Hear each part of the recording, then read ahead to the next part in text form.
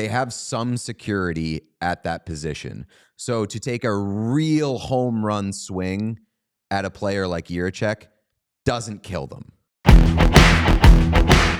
The first place Minnesota Wild have traded for David Jiricek. And you've probably heard David Jiricek a few times over the last year and a half, because there was a falling out of sorts in Columbus. I'll just give you the quick timeline on this guy.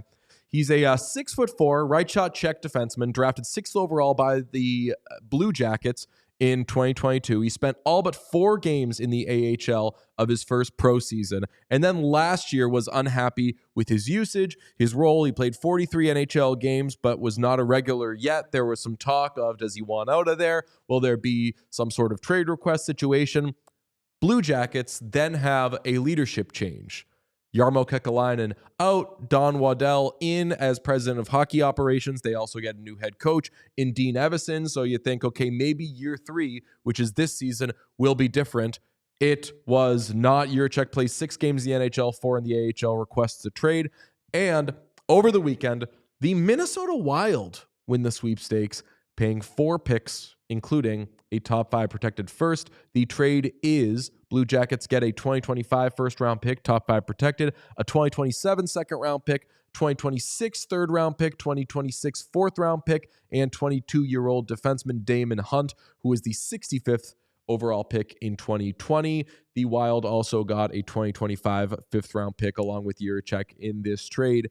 And my initial reaction, you texted us when it happened, I was like, wow, did not think he would get traded for that much, because for as much as he's unhappy and there's so much the Blue Jackets are doing this guy wrong, whatever, he hasn't become an NHL regular yet. We don't have proof that he's a good NHL player, and he is getting traded for a real haul. Like in offer sheet terms, this is as though he got a big ass contract. Yeah. And this is also like, now you mentioned it, 2 GMs who have looked at him and said, not good enough, not good enough to play for this NHL team.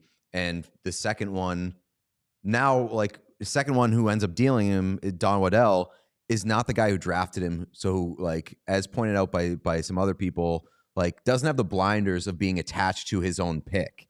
So looked at this guy and was like, we can get rid of him. Also, like that's a good return for David Jiricek. And I know that may sound crazy for a 21-year-old who a lot of people still believe in. And if his skating comes around, like he's going to be a really, really good player. Like it's crazy to give up on him this quickly, but if you're gonna, make sure you get a really good haul. And I think that the Blue Jackets did. I would have done this trade 100 times if I were the Blue Jackets. Especially, if I loved the guy, then no, but they clearly didn't love him. You don't think that the Blue Jackets wanted this guy to become a regular fixture in their 6th defenseman? Like, it would be great if at this point in his career, he's a number 4 defenseman. He just isn't that yet for them. And yeah, the Blue Jackets have a couple good defensemen, but like the opportunity was there. So if I'm a Wild fan, I'm kind of making a face at this, but also if you're a Wild fan, you are having this unbelievable season, and now you're supplementing your group with another young defenseman when you already have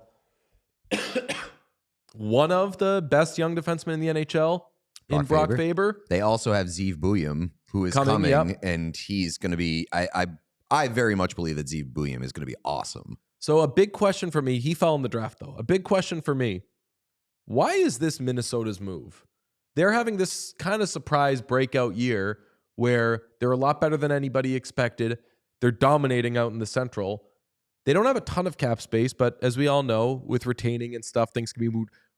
Why is this how you're spending your first round pick and a number of picks in the coming years? This is kind of a half measure-y type thing to me. It's yeah, I guess it depends on like your evaluation of who you are as a team and not letting it affect you like as Danny Ainge move of like, you know what? We're not winning the cup this year. So I'm going to keep building this team the way I plan on building this team. Right. Well, I don't necessarily think that doing this says that the Wild don't believe that they can win the Cup this year, but they're not willing to adjust the development window and like their franchise building blocks to try to win in a 1-year window. Yeah, I mean, I don't hate it. Like if you can lock down a player that becomes a part of your team and an important part of your team at an extremely important position for a long time versus getting a guy who like maybe a half-season rental to make a push, I think I would opt for the young player most of the time. Yes, I will. I agree with the Wild not necessarily going all in for this season, and maybe he makes an impact down the stretch. We've seen teams do this before. The Bruins did it with Brett Conley when they were like, we're not sure what our future holds, so we're going to spend a lot on a guy who is supposed to be really good, I think also a 6th overall pick, and kind of hope he contributes this year. And at the very least, he's a building block for the future. That didn't end up working out for the Bruins, but maybe this ends up working out for the Wild. I just still think it's like I would trade this if it were like a Philip Broberg type situation where like a guy, what? I think that the ceiling on Jiricek is way higher than Philip Broberg. But to this point, Jiricek is, I'm sure there are teams that were like, we're not spending a bunch on this guy. Oh yeah, I bet. Yeah. Broberg, I at the end of last season, and Jiricek has done nothing since last season, you would rather spend on Jiricek than Broberg? Yeah. No way. Yeah, I mean, Broberg was a top 4 defenseman at that point. I think like his development was actually happening. Specific to who the Minnesota Wild are in their circumstances, like they are a very young team with young stars, and they have some security at that position. So to take a real home run swing at a player like Jiricek doesn't kill them. Yeah, but this has happened before. I mentioned the Bruins did it with Brett Conley, not a great example because they gave up 2 second-round picks. Oilers traded a first-round pick for Griffin Reinhart, and that first-round pick, I believe, ended up being. But that's as they were trying to build their team. That you know what I'm pick saying? Ended up being Matt Barzal.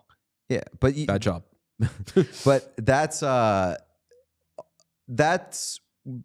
like they were still actively trying to build their team, and I know that the Wild kind of are, but they have the building blocks already, and they're getting the returns already. So for a team like the Wild, I really don't mind taking a massive swing. It is a massive swing, and it's just a big risk.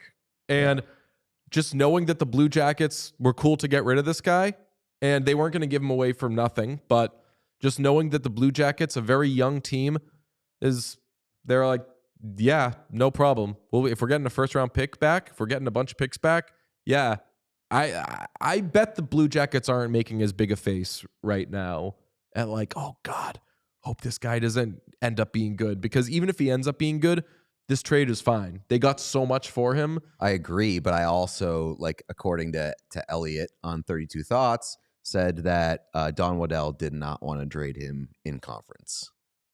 Oh, interesting. So, that to me indicates they're still holding on to the fear that he can become an awesome player. I'm still stunned that they got this much for him.